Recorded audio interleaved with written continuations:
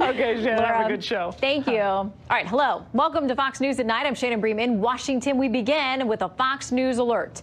The recount deadline in Florida comes and goes. Broward County and its controversial election supervisor, Brenda Snipes, missed the deadline by 2 minutes. And now Governor Scott's team is crying foul over that. We're going to talk to Florida's former Secretary of State about what the heck happens next. And reports tonight claiming there is anxiety in Trump world over potential Mueller indictments after a couple of quiet months. From family to the administration and close allies, are they bracing for the worst? As speculation continues over whether the president himself should sit down face to face with the Mueller team. Plus, breaking just minutes ago, a new weapons test in North Korea. As Vice President Mike Pence visits Singapore, we're going to fill you in.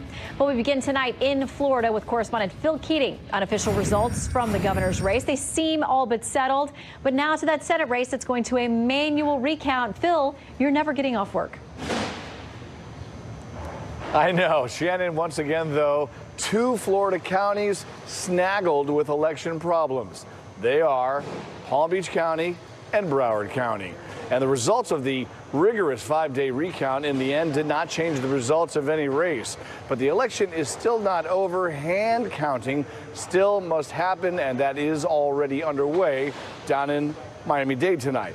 Broward County elections workers celebrated early this morning when the last ballot was machine recounted. Well, the numbers were due to the Secretary of State at 3 o'clock.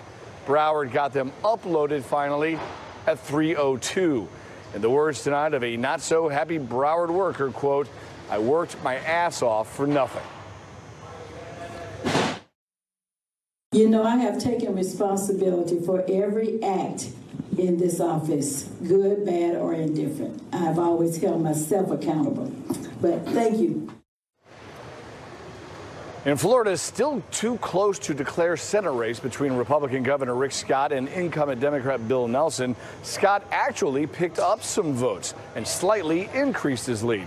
But it still must now undergo a hand count since his lead remains less than 0.25%. Scott tonight, quote, "Last week, Florida voters elected me as their next U.S. Senator, and now the ballots have been counted twice. I'm incredibly proud and humbled by the opportunity to serve Florida in Washington. Our state needs to move forward."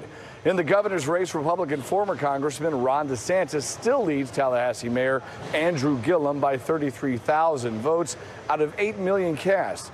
But it's enough to avoid a similar hand count. DeSantis, quote, "I remain humbled by your support and the great honor the people of Florida have shown me as I prepare to serve as your next governor." The problems in Palm Beach County were those recount machines over there. Those machines are old and they were overworked during the recount, and they broke down 2 nights ago. So it failed to make this afternoon's deadline, period.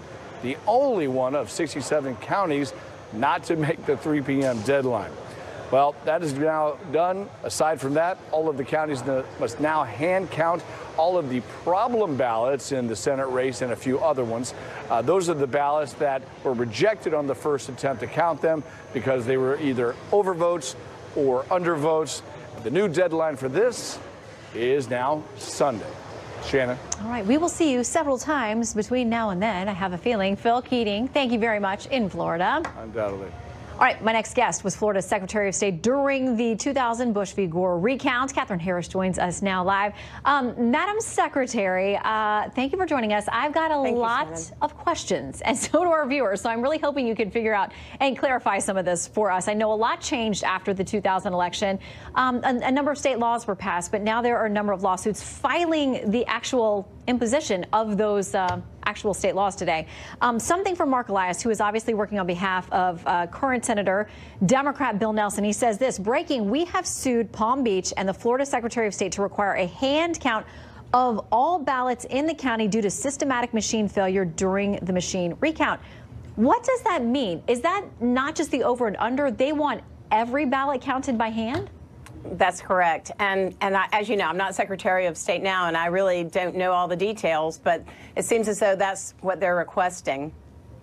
And so I can't imagine how long that would actually take. I mean, was that something that ever happened under your watch? So what's really important, I think, in the overview of this recount is that I think the most important thing that can occur is to follow the law as it is written.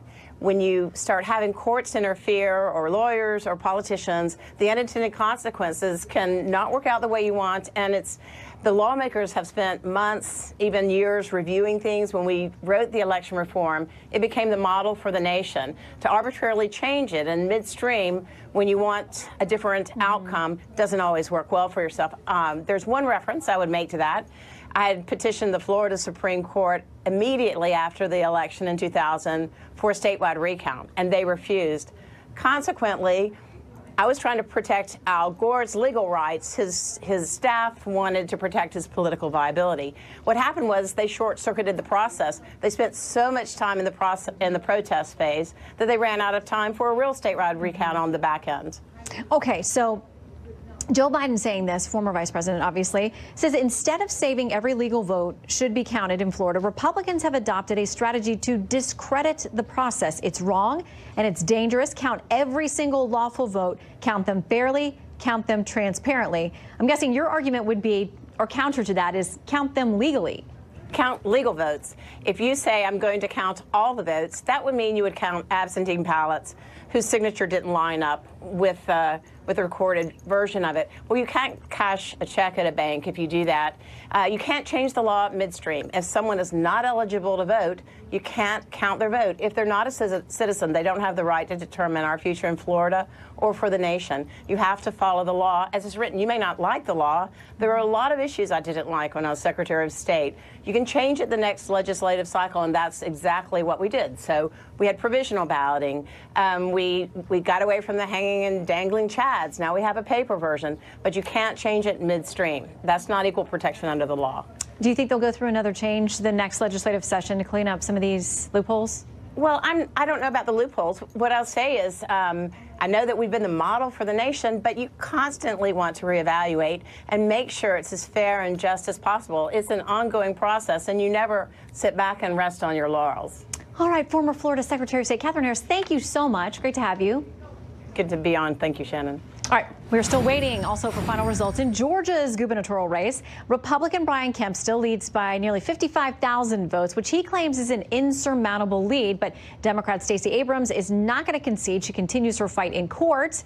Correspondent Leland Vittert is tracking it all. I feel like each of these has a new court ruling every time we turn around. It's hard to keep up. Every hour almost. And what's interesting is when you get these court rulings, both sides end up claiming victory here. We are way past the calls by the apparent loser to simply count every vote. Democrats are now using the Georgia governor's race as an anvil to air far larger charges. If she'd had a fair election, she already would have won. From Hillary Clinton to Sherrod Brown to Cory Booker to Stacey Abrams' campaign manager, it's now about something other than the ballot box. Using that body as a taxpayer-funded arm of his campaign and issuing a press release that said, "I'm the victor." That is such an egregious breach of public trust and an egregious breach of power and straight-up corruption. Out of 3.9 million votes, Brian Kemp leads by roughly 55,000. But because Georgia law requires a majority to win and Kemp is only 23 hundredths of a point above 50%, Abrams' campaign says she only needs a net 17,759 votes to force a runoff. Kemp spokesman Cody Hall said in a release Stacey Abrams and her radical backers will stop at nothing to undermine democracy and attempt to steal this election to be Georgia's next governor. Despite Kemp's claims he has an unsurmountable lead, a judge says the election can't be certified till certain absentee ballots have been counted. But no one can agree on how many of those are out there. There's no database, and that's why we continue to reject any number coming out of the Secretary of State's office. All right, so at most there could be about 27,000 ballots to look at. The question is how many of those are actually then, Shannon, deemed legal? If there are no more court rulings, conceivably this could all be done by tomorrow night. Wow. Okay. We could finally have one of these races wrapped up. The state can certify things by tomorrow night. Whether or not Stacey Abrams accepts that, to be determined. That's another part of the story. All right, Leland, thank you very much. Okay, potential Democratic 2020 presidential contender lawyer Michael Avenatti out on bail after being arrested for suspected domestic violence. Tonight, he's suggesting the whole thing is a far-right conspiracy. Correspondent Trace Gallagher is on the case. He's got the facts. Good evening, Trace. Good evening, Shannon. Not only does Michael Avenatti say he didn't physically abuse an unnamed woman, he's now pointing fingers at Jacob Wohl, a right-wing blogger who was accused of trying to discredit special counsel Robert Mueller with widely debunked allegations of sexual harassment. Avenatti tweeted, quote, "First Mueller and now me. When we are fully exonerated, I am coming for you, Jacob Wohl." On Twitter, Wohl denied any involvement in the case and said he considers Avenatti's "I'm coming for you" language a threat and reported it to law enforcement. He tweeted, quoting again, "Michael Avenatti seems to believe that I am responsible for him raising his hand to a woman. I am not. Will he release the pictures of his battered woman?" Avenatti is also calling out the media, saying, quote, "There's a lot of inaccurate reporting out there. For example, I have not been charged with anything, let alone a felony," except Los Angeles police have released a statement saying just the opposite. And his porn star client, Stormy Daniels, also released a statement to New York Magazine today saying, quote, "These are serious and obviously very troubling allegations, but right now that is all they are, allegations. I do not condone violence against women, and if these allegations prove true, I will be seeking new representation." Separately, Avenatti's two ex-wives both came out in support of him, saying he was always a kind and loving father and husband. As for his possible 2020 presidential run, Avenatti told USA Today he's still considering it, but even before his arrest, Avenatti had been criticized from both Democrats and Republicans for saying he had strong evidence supporting decades-old gang rape allegations against Supreme Court nominee Brett Kavanaugh. Those allegations were widely discredited. Shannon. All right. And tonight's Power Panel is here after the break. Dave, Molly, and Jason. We will dig into the president's tweet storm on Mueller today. On the Judiciary Committee says acting Attorney General Matthew Whitaker has assured him that special counsel Robert Mueller's job is safe. But is that enough for outgoing GOP Senator Jeff Flake to stand down from his boycott of the president's judicial nominees? Chief Intelligence reporter Catherine Herridge has more from Whitaker tonight. Good evening, Catherine.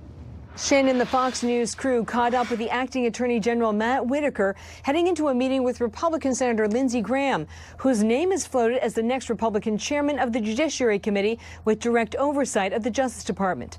While Whitaker did not respond to questions about his appointment and criticism is flawed, Senator Graham shared some of their conversation with reporters. He believed he did not have a reason to recuse himself legally or factually. Nothing I've seen would require him to be recused. I think he's got the background and the judgment to fulfill this job. Most importantly, we're just going to stick to the mission and keep soldiering forward every day, trying to accomplish the mission of the Department of Justice. Democrats are backing outgoing Republican Senator Jeff Flake, who threatens to block the president's judicial nominees if there is no full Senate vote on legislation to protect special counsel Robert Mueller. Jeff Flake has struck at the heart of the Republican agenda. They are more determined to approve judges than anything else that they're working on. And if he holds fast, I think he can be very successful in forcing this issue. This morning on Twitter, President Trump leveled allegations of witness intimidation, calling the special counsel investigation a, quote, total mess. They are screaming and shouting at people, horribly threatening them to come up with the answers they want, he tweeted. They are a disgrace to our nation and don't care how many lives they ruin. A total witch hunt like no other in American history. Democrats responding. It doesn't matter to him that his claims have no basis.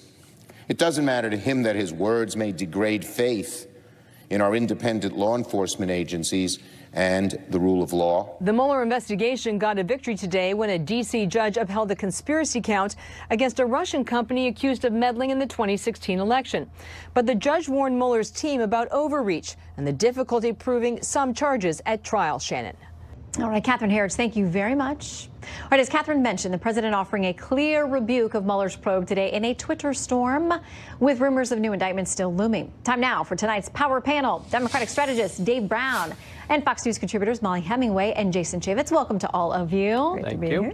Good night. I want to read something from 538.com talking about now that the Dems in January will control the House, this could be a benefit to Mueller. They say this: Democrats don't need Republican buy-in now to exercise their newfound subpoena power. With this option in their toolkit, they can demand oversight if it appears that Mueller's investigation is being stymied or important information is being suppressed. Jason. Well, a subpoena is only good as its ability to be enforced. And believe me, I was a chairman of the Oversight Committee. I had subpoena authority. I couldn't get documents out of the Trump administration. It was exactly the same as it was with Eric Holder and Loretta Lynch. I don't know what the Democrats think that they can suddenly get documents. The only way to enforce a subpoena is to get the Department of Justice to enforce the subpoena. Congress gave up this power a long time ago. It's wrong. And if they think they can magically get these documents, they're in for a rude awakening. Well, and now, Dave, as you know, the acting attorney general, the man heading up the DOJ, Matt Whitaker, he's on camera. And he has been, or at least Lindsey Graham is on camera after talking with him, saying he's convinced that there's no way he's going to fire Mueller. Obviously, they're trying to convince Jeff Flake as well. Are you convinced?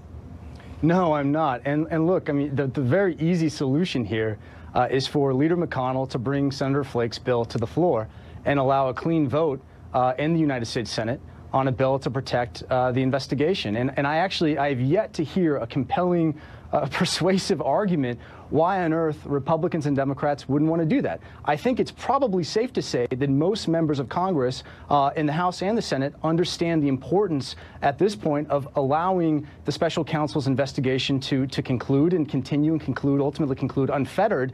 And so I just don't understand why Mitch McConnell continues to sort of run defense for the White House and refuse to allow this bill just a clean vote, up or down. Let the members vote on it. I don't understand why they're not refusing to do that, Shannon. He says he's convinced the president is not going to get rid of Mueller and that he's safe, so he's not bringing it to the floor. In the meantime, Politico has this headline, preparing for the worst. Mueller anxiety pervades Trump world. Goes on to say half a dozen people in contact with the White House and other Trump officials say a deep anxiety has started to set in that Mueller is about to pounce after his self-imposed quiet period and that any number of Trump's allies and family members may soon be staring down the barrel of an indictment.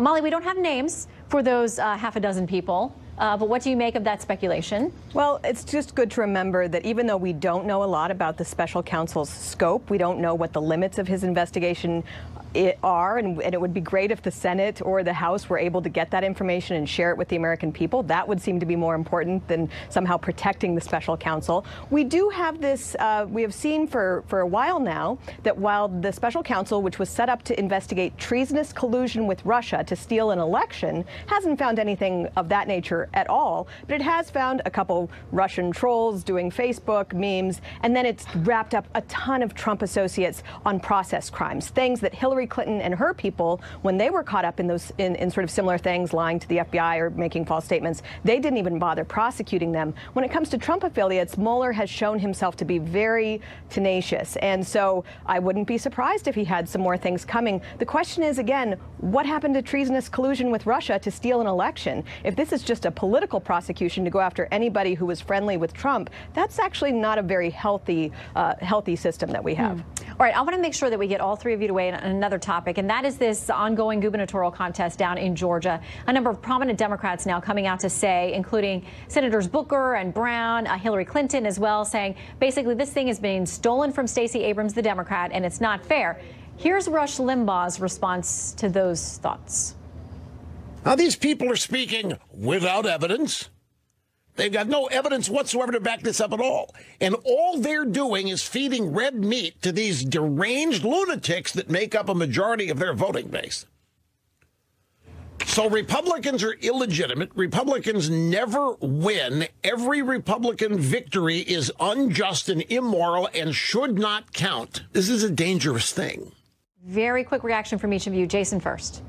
Mr. Kemp is up by some 55,000 votes. Rush Limbaugh is right. This is red meat for the left. Kemp is going to be the next governor of Georgia. Dave?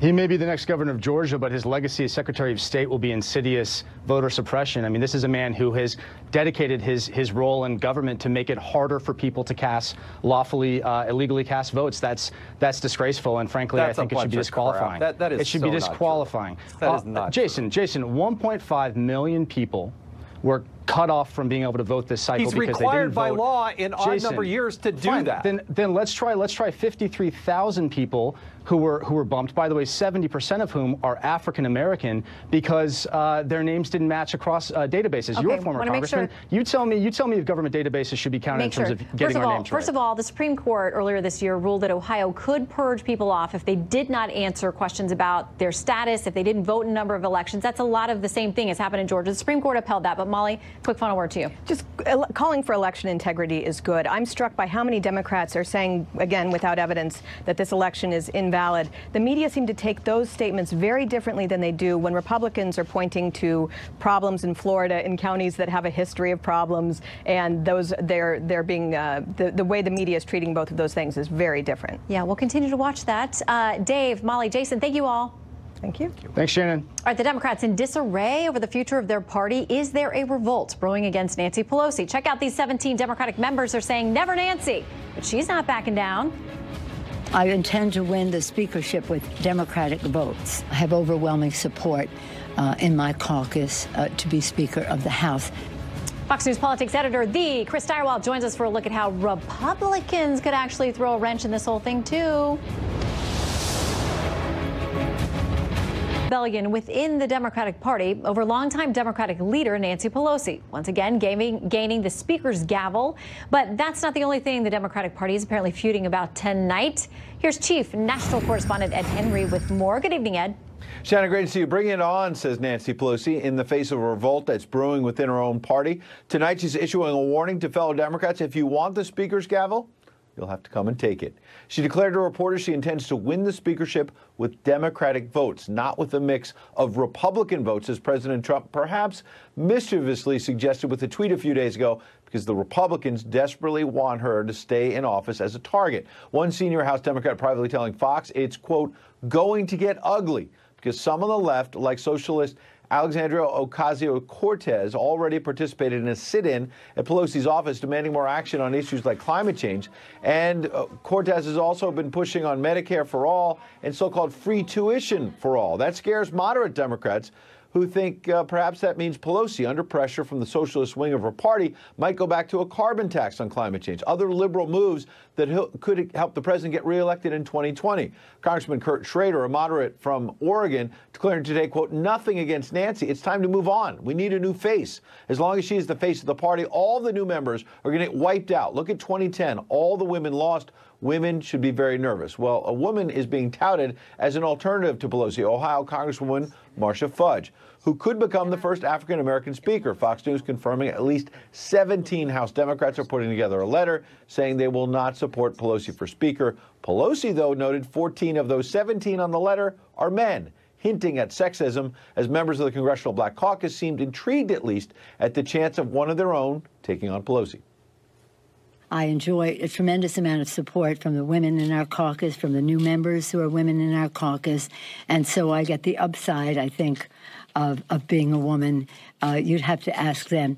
If, in fact, there is any misogyny involved in it, it's their problem, not mine. I didn't know Marcia Fudge was interested. Yeah, it's been floated that she's interested in running. What would you think about something like that? Well, I think Marcia would be an excellent leader. I'm just not sure that that's accurate, but I don't know. But, you know, that's very interesting. Pelosi, though, does not seem worried. When asked about a potential challenge from Fudge, she said, come on in, the water's warm. Shannon. All right, Ed Henry, thank you very much. And as Ed just mentioned, we're seeing a defiant Pelosi tonight, confident she has the votes to be elected speaker again, so does the math work? Let's see what Fox News politics editor and editor of the Halftime Report, Chris Steyerwalt, thinks. Good evening to you, sir. Howdy, ma'am. Happy Thursday. And to you as well. We want to play a little bit more of what Nancy Pelosi had to say today about how she's feeling. I have overwhelming support in my caucus to be Speaker of the House. And certainly we have many, many people in our caucus who could serve in this capacity. I happen to think that at this point, I'm the best person for that. Okay, so there are challenges from younger and upstart people, and a lot of new members, and we have at least 17 who have signed on to this letter saying that there is no way, and we have their pictures, that they're going to support her. How many Democrats can she lose and still win this thing? Depends on how many seats Democrats end up winning. That's true. Some of those are still so right now they're at 39. They're ahead of 39. They could be even 40, could be 41, depending on how everything goes, and we're waiting for results in Utah and other places.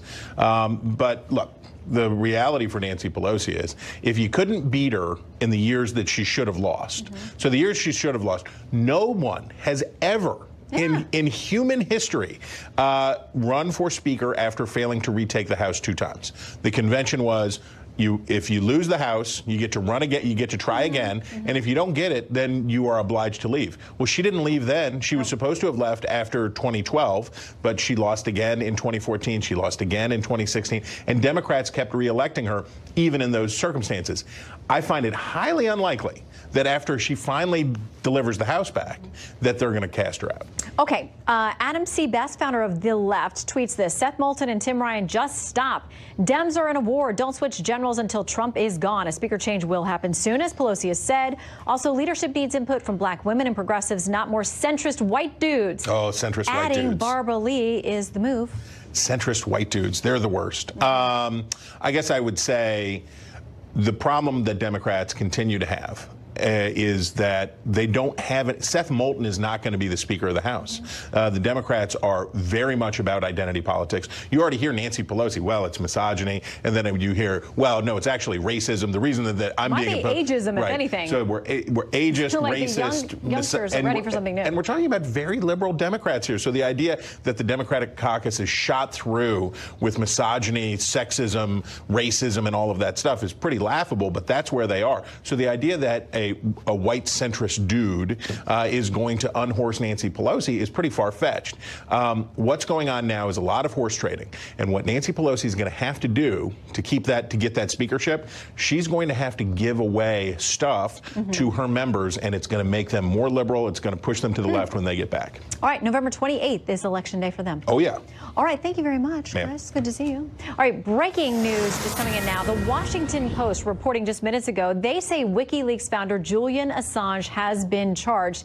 And apparently this revelation happened inadvertently. The Post is reporting that in a filing an unrelated case, it actually refers to Assange as being charged, and that the charges, quote, need to remain sealed until Assange is arrested. A spokeswoman for the FBI is declining to comment tonight, but a spokesman for the U.S. Attorney's Office in the Eastern District of Virginia says this, quote, the court filing was made in error. That was not the intended name for this filing. We'll try to get you more. Let's see. What happens next? Well, let's turn to former Homeland Security spokesperson under the Obama administration, Marcia Catron, and Fox News contributor, former acting ICE director Thomas Homan. Welcome to you both. Thank you. Yes. Okay, so you heard what William said there at the end, that they may try to get together as groups. I want to read something from Time magazine today. The headline is migrants and caravans are arriving in their hundreds at the Mexico-U.S. border. They quote one of these individuals. They say Henry Salinas, 30, of Honduras, said that he intended to wait for thousands more in the caravan to arrive, and then he hoped to jump the fence in a large group all at the same time, overwhelming Border Patrol agents. Quote, it's going to be all against one, one against all of Central America against one, and one against Central America, all against Trump, and Trump against all, he said. Marcia, that seems to be living up to the hype and the expectation that the president, the way he's described this group. Well, the way that he's described this group isn't exactly accurate. They are coming across. You can see the video there that they're there, and Border Patrol has the capacity to watch them, to monitor them. And then when they do cross the border, they are checked. They're against biometric checks, background checks, and everything while they're waiting in line. So we're seeing a lot of families, mothers and children coming across the border, which is starkly different from what we saw years past, where it was a lot of single men. So they are waiting. We can see them. Yeah, and to that point, too, the Voice of America, voanews.com, talked about this and the long wait that they likely face. They said the San Ysidro port linking Tijuana to the U.S. city of San Diego is the busiest crossing on the border, but it only processes about 100 asylum claims per day, meaning those in the caravan who seek that route face a long wait. Thomas, what do they do? No, look, we're a sovereign country. We got the right to protect our borders, so they're going to be metered in. They'll get their due process. but they're going to do it in the time constraints available to the government. We got, as Marcia said, we got to make sure we know who these people are. And let's not forget the overarching theme here. You know, you just saw a video of people from Honduras who are claiming persecution from their homeland, carrying the Honduran flag. I've never seen persecuted people, you know, carrying the flag of the government that oppresses them. So this isn't about fear and persecution of political asylum, which is, you know, fear from, you know, political ambitions or you know, or things that fall under asylum. These are people coming here for a better life. I can't blame them. But there's a right way and wrong way to do it. 91%, the current data shows 91% of the people from Central America will not win their case. So 9 out of 10 will be ordered removed and they're going to go home. And that would send a strong message to Central America. Well, but Marcia, many of them we know will be released into the U.S. while they're waiting for those decisions, and many of them are never heard from again, at least not by authorities. That's right. Only a small percentage will actually get asylum, and the rest will be deported back to their home countries. But it will be a long process for them. In fact, a better idea for the government to do is to send a bunch of USCIS or Citizenship and Immigration Services officers down to the border to help interview these people and get the process moving, rather than send a bunch of troops down who can't interact with them at all. Yeah, I mean, but they're offering support, we know, to the other logistical groups, Border Patrol and others who are down there. Thomas, I want to ask you about something that was flagged by a reporter at the Daily Wire, Ryan Saavedra, who says this. He tweeted out some video and he said, Democrat Senator Kamala Harris compares ICE to the KKK and appears to suggest that they are a terrorist group during a Senate hearing to consider the nomination of Ronald Vitello to be the director of ICE. By the way, he says 51% of ICE agents were Hispanic or Latino at the end of fiscal year 2016. She kept asking him, are you aware of the perception that ICE is in some way equated to these kinds of groups? He obviously continued to tell her no. She stayed at the questioning for a while. Look, Ron did a good job. I'm the one that actually, I talked to the president about Ron to replace when I left. Ron's a patriot. Me and Ron's been friends for 25 years. What Kamala Harris did today was disgusting. Right? What she did was, what she should do for penance is go to the National Law Enforcement Memorial down the street here and look at all the fallen officers who died in line of duty protecting this nation. These are men and women who leave the safety and security of their home every day and put their lives on the line for this country, and hundreds have lost their lives. What she did today was disgusting. She put her political ambitions to be the president ahead of truth and ahead of the dignity of the men and women who serve this country. I saw it today, and I wanted to throw up. It was disgusting. Me and her disagree on a lot of things. What she did today, I don't think an apology would even be accepted at this point. What she did today was just wrong, plain wrong. Well, we know our men and women work around the clock in intelligence and law enforcement that give us the freedom to be able to hear and have these conversations and have a very good life. But you know what's really sad is these men and women that she called Ku Klux Klan, they're enforcing the laws that Congress enacted. She's Congress. If she doesn't like what they do, change it. Do your job. They got a lot of work to do up there. Marcia and Thomas, thank you very much. More after this.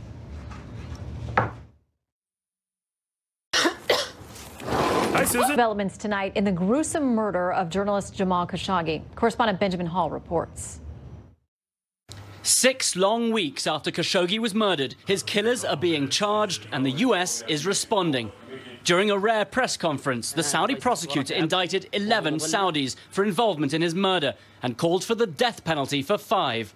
Hours later, the U.S. Treasury Department announced sanctions on 17 Saudis in connection with the case, freezing their assets and prohibiting Americans from doing business with them, saying, quote, "Our action today is an important step in responding to Khashoggi's killing. The State Department will continue to seek all relevant facts and hold accountable those involved in the killing of Jamal Khashoggi." The move comes 4 weeks after Secretary Pompeo traveled to Saudi Arabia to demand answers. And today, the Saudi foreign minister reiterated that the royal family had nothing to do with it. His Royal Highness the Crown Prince has nothing to do with this issue. In fact, the National Security Advisor in the U.S. said this. This was a rogue operation. Today, Turkey said the Saudi explanation fell well short of their expectations. We think that these steps are positive, but insufficient. Those ordering this murder need to be uncovered. The Saudis have accused General Ahmed al-Assiri, deputy Saudi intelligence chief, of giving the order. Apparently, he believed Khashoggi was a national security threat and had been working with foreign countries. The Saudis say the team had planned to bring him home, but it went wrong after a fight. They continue to claim his dismembered body was given to a local collaborator, and they have no idea where it is. These sanctions are the first tangible steps by the US, but many people feel that the real culprits, those at the top, remain unpunished. Shannon? Benjamin Hall, thank you very much. By the way, in a time of heated rhetoric, how about a high-level example of political civility? After a bitter race, newly re-elected Texas Senator Ted Cruz and rival Democratic Congressman Beto O'Rourke smiled for a photo with fans at an airport. They're apparently all on the same flight. Photo was posted to Facebook by Tiffany Easter with the caption, quote, "The entire conversation was both of them talking about how they could move forward together." That's it from Washington.